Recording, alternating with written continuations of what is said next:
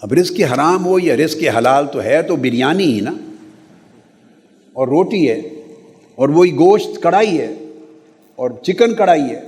اور وہ زردہ ہے، جو کچھ بھی کھائیں پئیں، مشروب پئیں، حلال چیز کھا پی رہے ہیں۔ میں حرام شراب کی بات نہیں کر رہا، گندم کی، آپ جو کچھ کھانا کھاتے ہیں وہی پکتا ہے، اسی خاتون نے پکایا، وہی کچن ہے آپ کا، وہی آگ تھی، وہی پروسیس ہے، انہی ڈونگوں میں پلیٹوں میں آپ نے کھا لیا۔ ایک سے نور پیدا ہو رہا ہے، ایک سے اندھیرا پیدا ہو رہا ہے۔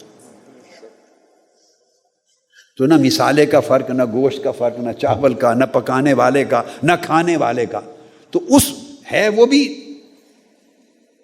کھانا، اس سے نور پیدا ہوتا ہے۔ جب اندر وہ جاتا ہے اندر، تو وہ دو حصوں میں تقسیم ہو جاتا ہے۔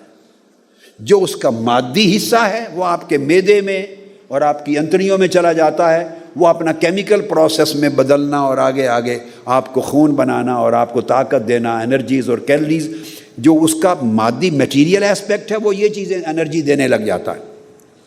اور وہ جو اس کے اندر حلال کا ایسپیکٹ تھا کہ وہ رزق حلال تھا، جو پیچھے حلال کی کمائی تھی، جس میں جھوٹ نہیں بولا تھا آپ نے وہ کمائی کرتے ہوئے، جس نے گاہک سے فراڈ نہیں کیا تھا، جس میں کمی بیشی نہیں کی تھی ناپ تول میں، اونچ نیچ کر کے دوسرے کا مال بٹورا نہیں تھا، قیمت صحیح وصول کی تھی،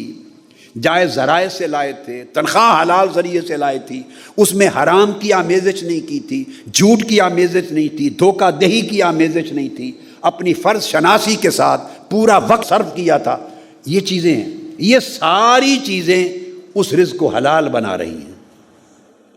حلال کوئی الگ کسی گلاس کا بیٹے، کوئی کسی میٹیریل، کسی چیز کا نام نہیں ہے۔ حلال ایسی چیز نہیں ہے کہ اس کو اس طرح کر کے دکھا دیں بھئی یہ حلال ہے۔ کام وہی ہیں، اسی دفتر میں بیٹھے کام کر رہے ہیں بیٹے، وہی پین ہے، وہی آپ کا آفس ورک کر رہے ہیں۔ ایک آدمی پوری ایمانداری کے ساتھ فرض کو انجام دے رہا ہے، ایک آدمی ٹائم کلنگ کر رہا ہے، وقت کھا رہا ہے، لوگوں کو پریشان کر رہا ہے، پھر کل آ جانا، وہ جو کل آ جانا، پھر پرسوں آ جانا، پھر کر دوں گا، اور فائل ڈسپوز آف نہیں کر رہا، وہ شام کو حرام کا رزق کھا رہا ہے۔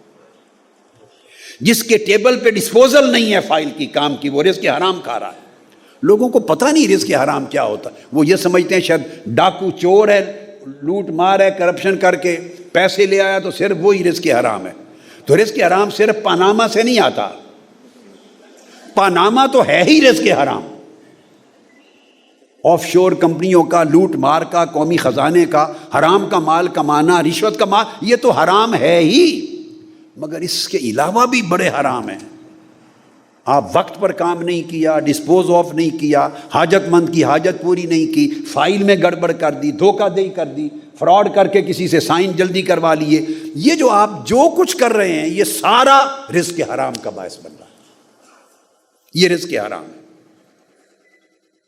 اب یہ رزق حرام سے جو اس پیسے سے جو کھانا کھاتے ہیں، جو لباس پہنتے ہیں، جو مشروب پیتے ہیں، وہ اندر اندھیرا پیدا کرتا ہے، اس سے تاریک اخلاق پیدا ہوتے ہیں، اس سے اللہ سے تعلق ٹوٹتا ہے، یکسوئی خراب ہوتی ہے، انتشار پیدا ہوتا ہے، اللہ کا توکل ختم ہوتا ہے، عبادت کا ذوق ختم ہوتا ہے، اللہ کے ساتھ بندگی کا رشتہ ٹوٹتا ہے، اور جو اندر کی تاریکی ہے وہ باہر بھی بندے کو تاریک کر دیتی ہے، اس کو حیوانگی کی طرف لے جاتی ہے، پھر انسانی رشتے خراب ہوتے ہیں، پھر ساری زندگی برباد ہوتی ہے۔